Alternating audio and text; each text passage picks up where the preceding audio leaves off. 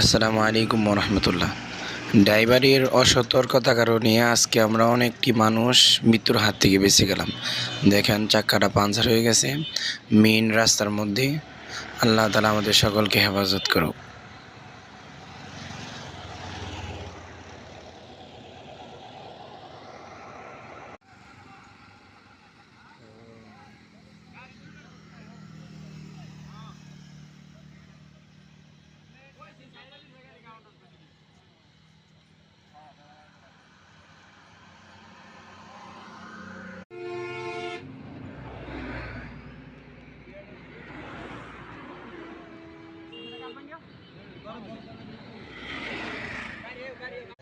কি অবস্থা!